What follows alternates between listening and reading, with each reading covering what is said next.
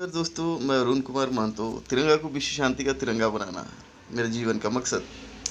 तिरंगा विश्व शांति का तिरंगा कैसे बनेगा दोस्तों? तिरंगा तले provident fund, pension fund, panchayat labour bureau to all peoples दिया जाए तो तिरंगा जो भारत में, तो तिरंगा जो है विश्व शांति का तिरंगा बन जाएगा। Under master rule, under IPC, under equalizer rules and regulations और प्रति व्यक्ति आय का आरटीआई, जैसे कि आतंकवादी संगठन वगैरह वगैरह सब खत्म हो जाएगा। हर इन्वेस्टिगेशंस में देखिए आय का जो होता है, खंगाला जाता है, वो ज़रूरी है होता है। तो फर्स्ट प्रायोरिटीज़ और प्राइमरी रिक्वायरमेंट्स के आधार पर देश की आंतरिक और बाह्य सुरक्षा के लिए बहुत ही ज़रूरी है। अब देखिए जनसंख्या के लिए पता नहीं क्या क्या कानून बनाया जाता है कि ज़्यादा जनसंख्या होगा तो सख्ती से, ज़्यादा जनसंख्या होगा तो आप लोगों को चावल राशन बंद कर दिया जाएगा। ये तो अमानवीयता है, बर्बरता है। कोई दूसरा ट्रिक है? मेरे पास है विश्व शांति का तिरंगा। अब to all peoples, provident fund, pension fund, panchayat labour bureau to all peoples. अगर क्या बोलते हैं, जो तवज्जो देंगे, कुछ पूछेगा क्वेश्चन तो मैं आंसर देने के लिए तैयार हूँ। ऐसे अभी मतलब मैंने कार्रवाई तो किया, वो पेपर लेटर तैयार किए हुए हैं, बस क्या बोलते जो पर्टिकुलर डिपार्टमेंट्स को भेजना शुरू करेंगे। और एक चीज़ है, क्या बोलते हैं, जो बौद्धिक चेतना के आधार पर ही हम लोग जो है जनसंख्या वृद्धि को रोक सकते हैं। बौद्धिक चेतना, ठीक है। और इकोनॉमिकल वर्जन्स में जैसे कि provident fund, pension fund, panchayat labour bureau to all peoples, under master rule, under equalizer rules and regulations, under RTI of income source, under IPC. इसे नेसेसरी जब किया जाएगा तो जनसंख्या वृद्धि रुक सकता है।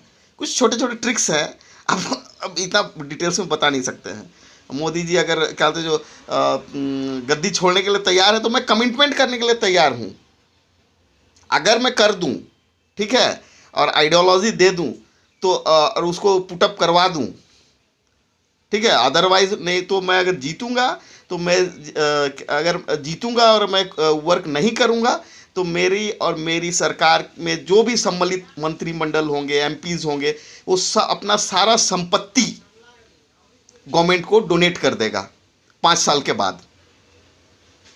अगर किसी माइकल लाल में हिम्मत है तो जाए करके दिखाए, जो अपना कमिटमेंट दिए। रघुकुल रीत सदा चली आई, प्राण जाई पर वचन ना जाई। मैं सोच रहा था मैं अपने आप को कैसे ईमानदार सिद्ध करूं।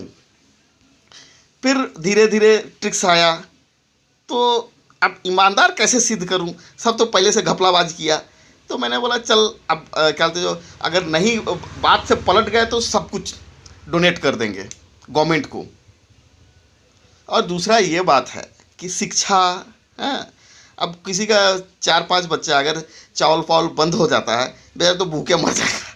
ये शोषण नहीं तो क्या है, हैं? यहाँ में सिर्फ कट्टरपंथी हिंदू मुस्लिम देखा जाता है। भगवान श्री रामचंद्र जी को याद रखिएगा। और हीन दीन दुखी उनके सामने क्या बोलते जो जाने से शर्माते थे, कुछ मांगने से शर्माते थे भगवान श्री रामचंद्र जी से। क्यों भगवान जी पहले ही इतना दिलवा देते थे कि उनके पास कोई हीन दीन दुखी, मेरे को पास खाना नहीं है, मेरे पास चावल नहीं है, मेरे पास एजुकेशंस नहीं है, बोल करके कोई कुछ मांग नहीं सकता। और दूसरा बात यह है कि यूपी में बच्चों का भीख मांगना बंद क्यों नहीं करवा दिया जाता है? ये तो ज़्यादा आसान है कि माँ बाप खुद मेहनत करे, अपने बच्चे को खिलाए पिलाए। चाइल्ड लेबर का जो लॉ एंड ऑर्डर है उसको क्यों नहीं फॉलो किया जाता है? हम बात करते हैं क्या बोलते हैं जो अनैतिकता के आधार पर जोर जबरदस्ती किसी का भी शोषण करने के लिए। हाँ, जाइए जाके देखिए, पूछ लीजिए गोरखनाथ बाबा जी से, अगर आपका ऊपर वाला से इतना लिंक है, कांटेक्ट है, तो जाके पूछ लीजिए। लॉ एंड ऑर्डर्स में सब कुछ है, लेकिन फॉलो करने के लिए नहीं है। क्यों? करप्शन, पैसा घपला करना, हवाला करके पैसा कमाना और गरीबों का खून चूसना, यही नेता लोगों का क्या बोलते हैं जो नैतिकता है। विश्व शांति का तिरंगा। जय हिंद।